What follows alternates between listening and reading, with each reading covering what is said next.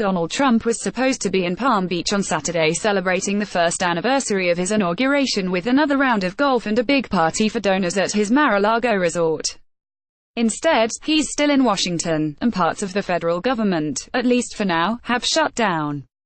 After a day of back and forth on Friday, the decisive vote in the Senate was taken after 10 p.m. It was on a motion to go to a vote on a Republican spending bill that would have kept the government open for another month. Needing 60 votes to prevail, the Republicans only got 50, with 4 of their own members voting against the party line. The dissidents were Jeff Flake, Lindsey Graham, Mike Lee, and Rand Paul. The ailing John McCain was absent. That vote put paid to the Republican spending bill, but it wasn't quite the end of things. On the Senate floor during the 11 p.m. hour, senators from both parties gathered in groups, speaking vociferously, which created speculation that there might be some last-minute deal in the making. At one point, the two-party leaders, Mitch McConnell and Chuck Schumer, disappeared into the Senate cloakroom together for a chat. By then, though, it was too late to avert a shutdown before the midnight deadline, and one went into effect while the senators were still talking. The White House spokeswoman, Sarah Huckabee Sanders, immediately put out a statement that included the alliterative framing Republicans had been using for days, but also included some uniquely Trumpian language. Senate Democrats own the Schumer shutdown, it said. We will not negotiate the status of unlawful immigrants while Democrats hold our lawful citizens hostage over their reckless demands. This is the behavior of obstructionist losers, not legislators. McConnell, in a speech on the Senate floor shortly after midnight, read out some of the White House statement and called the vote a cynical decision by Senate Democrats to shove aside millions of Americans for the sake of irresponsible political gains. Schumer, in his response to McConnell, sought to place the blame for what had just happened squarely on the president. This line had been telegraphed previously, too, but the Democratic leader, Schumer, had a new twist to offer, in the form of an account of his 90-minute meeting with Trump, who fashions himself as the great deal maker.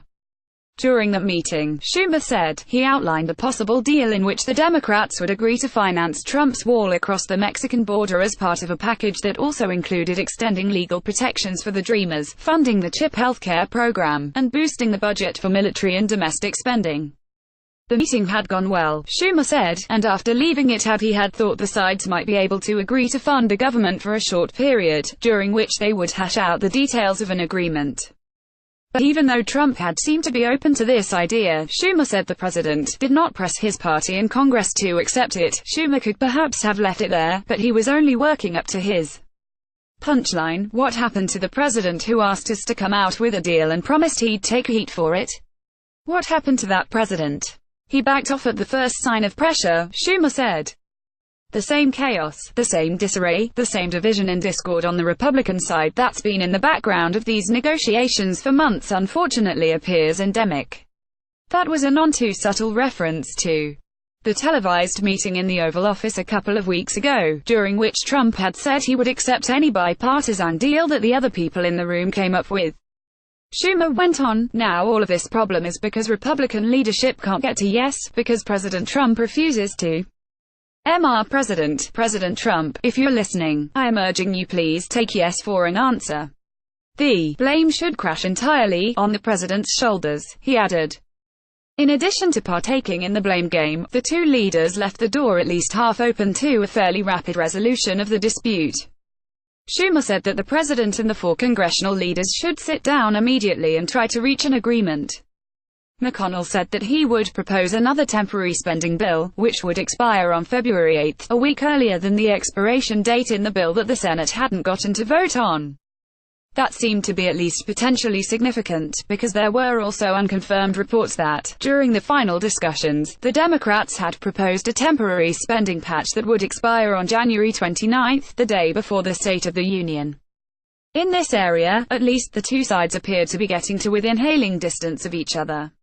But, of course, there are more substantive issues than timing. Some Democrats simply don't believe that the Republicans are genuinely willing to make an agreement to protect the Dreamers.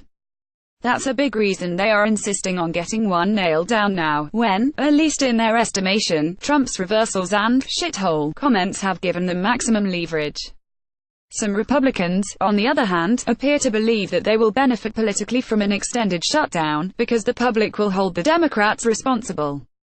That could happen. But Americans could also accept Schumer's argument that the shutdown is just another example of the chaos Trump has unleashed.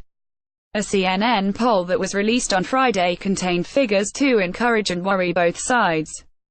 Asked whom they would hold primarily responsible for a shutdown, 47% of respondents said Trump or the Republicans, and only 31% said the Democrats. Score 1 for Team Blue. But 56% of respondents said that preventing a shutdown was a bigger priority now than reaching a deal on the Dreamers, supporting Team Red's line, and only 34% gave the opposite answer. Much will depend on what happens in the next few days, and, especially, on how Trump behaves. On Friday, the Daily Beast reported that he was distinctly nonplussed at the prospect of staying in Washington and missing his anniversary party down in Florida. The story didn't say who at the White House, if anybody, had explained to the president that the job of president occasionally involves staying in town and working weekends. Will Trump stand by his initial refusal, in the statement Sanders put out, even to negotiate with the Democrats? Or will Schumer's taunts goad him into action? We'll soon find out.